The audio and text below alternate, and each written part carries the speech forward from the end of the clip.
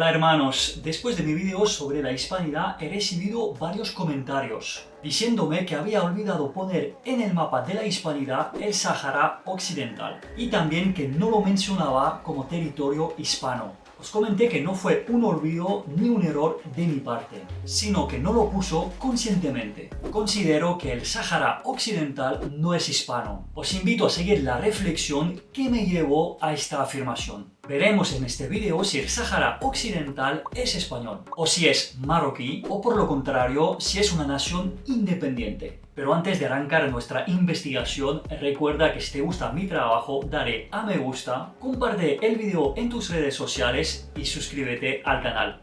Gracias por tu apoyo. Cuando los españoles se instalan en las Islas Canarias en el siglo XV, ven rápidamente que las aguas entre Canarias y Marruecos son ricos en peces. Y en Canarias había muchas salinas para conservarlos, lo que va a enriquecer las islas, ya que en Europa los católicos no comen carne los viernes, porque Cristo fue crucificado un viernes. Una tradición que se está perdiendo y creo que debemos preservarla. Dame tu opinión en los comentarios. También no se comía carne durante la Cuaresma. En 1476 los españoles construyen el primer fuerte en el Sáhara, también llamado Río de Oro, llamado así por los portugueses que llegaron los primeros en esta costa. Recibieron oro como regalo por parte de los nativos y pensaron que la zona estaba rica en oro. Pero no, y se quedó el nombre. El Río de Oro es una zona desértica que no atrae mucho a los españoles. Solo controlan la costa de Cabo Agüero a Cabo Bojador para proteger a Canarias y las rutas marítimas de los ataques de los piratas. En 1859, después de un último ataque del Sultanado de Marruecos sobre Ceuta, España manda a su ejército para acabar con estos ataques y derrota las tropas del sultán en la batalla de Tetuán. Por consecuencia, el Rif, la zona norte de Marruecos, vuelve a pasar bajo dominio español. En el siglo XIX, la revolución industrial se expande por toda Europa y se necesita cada vez más materias primas. Y en el mismo momento, la población del continente se duplica. Las grandes potencias europeas, a la cabeza Francia e Inglaterra, se reúnen en la Conferencia de Berlín en el año 1884, básicamente para repartirse África. En 1912, Francia somete a Marruecos bajo un protectorado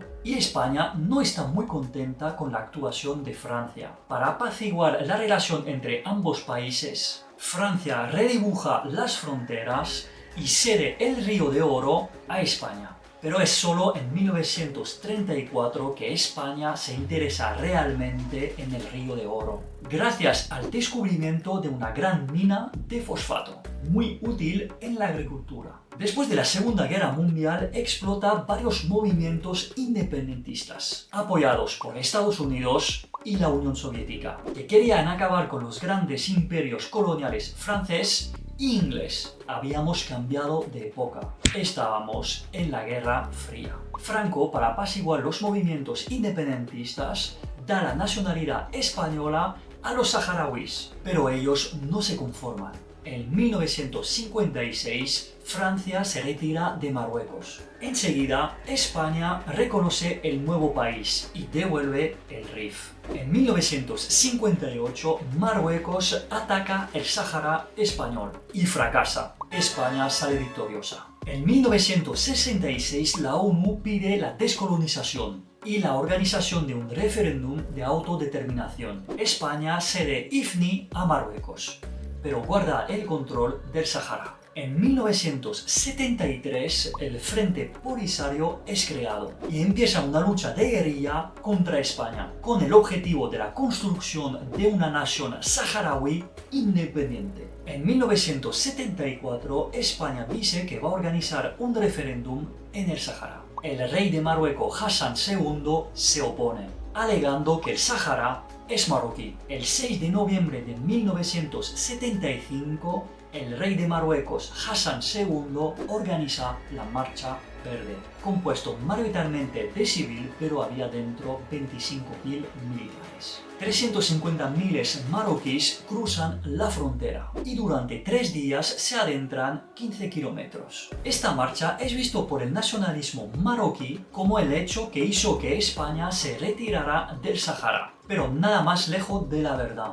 La verdad es que no tuvo ningún impacto. Es sobre todo la presión de la ONU y de Estados Unidos. Y también el hecho que en este momento el general Franco se estaba muriendo. España organiza un acuerdo llamado el Acuerdo Tripartito y divide el Sahara en dos, la parte norte para Marruecos y parte sur para Mauritania. Estados Unidos dice al futuro rey de España, Juan Carlos, que si entrega el Sahara a Marruecos, tendrá una transición de poder tranquila y que el régimen de monarquía parlamentaria estaba asegurado. Tenemos que entender que estamos en plena Guerra Fría y el Frente Polisario estaba aliado a la Unión Soviética y los Estados Unidos no querían tener en la región otro aliado a los soviéticos. Ya había Argelia. Todo el mundo sabe que la Constitución del 78 fue escrita por la CIA. España, desgraciadamente, solo es una provincia del Imperio estadounidense. Es en 1976 que España se retira definitivamente del Sahara. Al día siguiente, el Frente Polisario declara la independencia del Sahara. Damos un salto en el tiempo. En 2021, Brahim Ghali, líder del Frente Polisario, es hospitalizado en España por COVID.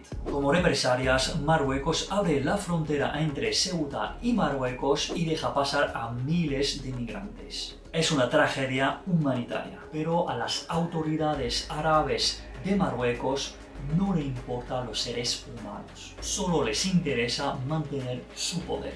En 2022, el presidente Pedro Sánchez crea la sorpresa y reconoce el Sahara como marroquí. Todos los expertos se quedan perplejos. Siempre la izquierda española apoyó al Frente Polisario. Unos dicen que se dio al chantaje de la inmigración. Otros dicen que las autoridades marroquíes tienen expedientes comprometedores contra Sánchez, gracias al programa de espía Pegasus, de fabricación israelí. O porque Marruecos pagó a políticos españoles para que cambien de opinión, como lo han hecho con el Parlamento Europeo. A cambio del reconocimiento del Sahara marroquí, Marruecos renuncia a sus reclamaciones territoriales sobre las aguas entre Canarias y Marruecos y sobre Ceuta y Melilla. Además promete colaboraciones para luchar contra el terrorismo, la inmigración y el narcotráfico.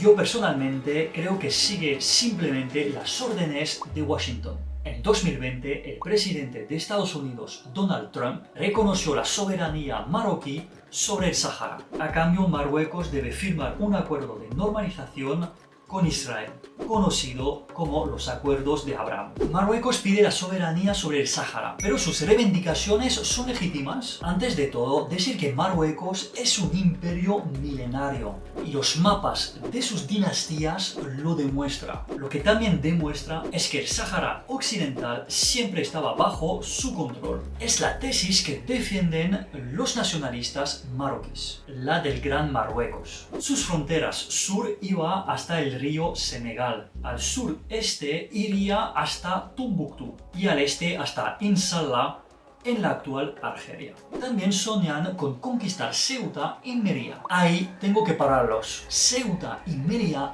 nunca formaron parte de Marruecos. A cambio, siempre fueron españolas o ibéricas. Y os dejo echar un vistazo a estos mapas que lo demuestra. Pero ese tema se merece un video por sí solo, que haré más adelante. Existen varios acuerdos comerciales del siglo XV y XVI entre España y Marruecos, que demuestran su soberanía sobre el Sahara. Los españoles pasaron acuerdos para recuperar a marineros náufragos en la costa del Sahara Occidental. También los españoles firmaron acuerdos de pesca con el sultanado de los Guatasiras. Existe el acuerdo entre España y las autoridades marroquíes para definir las fronteras en las zonas bajo influencia española, en el Rif, en Ifni y en el Río de Oro. Al final del siglo XIX, Marruecos está en crisis y Europa en expansión. Como hemos visto, el reino de Marruecos va a estar emputado entre Francia y España. En 1938, la Argelia francesa, que no es ni una colonia ni un protectorado como Marruecos, sino son 3 provincias francesas, va a tomar los territorios del este marroquí para incorporarlos a Argelia. Las regiones de Tuat, de Gurara, de Tidikert y de Gili, históricamente marroquíes, pasan a ser argelinas. Francia está acostumbrado a este tipo de método, ya que hizo lo mismo con el Roselló y el País Vasco francés, robados a España y que nunca devolvieron. En 1961, el general de Gaulle, gran amigo de Hassan II de Marruecos, le confía que va a dar la independencia a Argelia y le propone de recuperar las provincias perdidas. Pero Hassan II le contesta que negociará después de la independencia con sus hermanos argelinos. En 1962, la Argelia independiente ignora el acuerdo con Marruecos sobre la devolución de sus provincias. Marruecos se siente traicionado, ya que había ayudado a Argelia en su lucha por la independencia. La tensión aumenta y en 1963 estalla la Guerra de las Arenas. En 1964 se firma la paz sin cambio en las fronteras de ambos países. Como hemos visto anteriormente, Hassan II se opone al referéndum de autodeterminación del Sáhara, que España quería organizar, ya que considera que el Sáhara es marroquí. La Corte Internacional de Justicia rechaza su petición y se impone el acuerdo tripartito entre España, Marruecos y Mauritania. En 1978 hay un golpe de Estado en Mauritania. El nuevo poder firma la paz con el Frente Polisario y abandona sus reivindicaciones sobre el Sáhara. Marruecos enseguida anexa la parte controlada por Mauritania y empieza a construir el muro de arena para bloquear las incursiones del Frente Polisario. Por lo visto, no solo Israel construye muros y genera un apartheid. Os invito a ver mi video sobre el conflicto israelí-palestino. Solo puede quedar uno. Ya en 1987, Marruecos controla el 80% del Sáhara Occidental. En 1991, la paz está firmada entre las autoridades marroquíes y el Frente Polisario. La ONU pide un referéndum, pero nunca se organizó. En 2007, Marruecos cambia de estrategia y pasa por la vía diplomática para afianzarse al Sáhara Occidental y propone a la ONU que el Sáhara sea una comunidad autónoma bajo soberanía marroquí, inspirándose del modelo español de las comunidades autónomas. Pero el Frente Polisario lo rechaza y siguen las tensiones entre Marruecos, el Frente Polisario y su aliado argelino. Como hemos visto, en 2020 el presidente de Estados Unidos, Donald Trump, consigue las normalizaciones entre Marruecos e Israel. A cambio, reconoce la soberanía de Marruecos sobre el Sáhara Occidental. Tengo que subrayar que Marruecos y Estados Unidos siempre tuvieron muy buenas relaciones, ya que el primer país en reconocer la independencia de Estados Unidos fue Marruecos. Y los estadounidenses, como amantes de su historia, no lo olvidan. Aprendemos, hermanos hispanos, de los estadounidenses. Conocer nuestra historia hará que nos unifiquemos y hará que tengamos un futuro. De España a Puerto Rico, de Argentina hasta México, somos el mismo pueblo, el gran pueblo hispano. Os invito a ver mi video sobre la hispanidad. También hemos visto el apoyo de Estados Unidos en la Marcha Verde de Hassan II. Hoy el 2/3% de la población del Sáhara Occidental son marroquíes. Gracias a subvenciones y baja de impuestos, las autoridades marroquíes incitan a los marroquíes a instalarse en el Sáhara. Para saber si el Sáhara Occidental es una nación independiente, tenemos que sumergirnos en la historia. Y podemos comprobar que nunca existió una nación o un reino saharaui. Este territorio siempre fue bajo la dominación de las dinastías marroquíes. Afirmar lo contrario es mentir, como los catalanistas que quieren imponer una falsa nación catalana. Os invito a ver mi video sobre el programa 2000 de los independentistas catalanes. Bien, hemos visto que nunca existió una nación saharaui. Pero ¿existe un pueblo saharaui? El pueblo saharaui es una ilusión, no existe. Los saharauis son todos los pueblos que viven en el desierto del Sahara, que va del Mar Rojo hasta el Océano Atlántico. Los tuaregs son saharauis, los tugruts son saharauis, los mursuks de Libia son saharauis, las tribus del Chad son saharauis, la gente que vive en el Sahara Occidental son Regibat y Tekna, grupos sominómadas que tienen raíces marroquíes. La etnología lo demuestra. Argelia es el mayor apoyo político y militar al Frente Polisario. Argelia no para de gritar en la ONU y en la Organización para la Unidad Africana que el pueblo saharaui está colonizado por Marruecos y que se debe organizar un referéndum para su autodeterminación. Pero Argelia nega el derecho a autodeterminación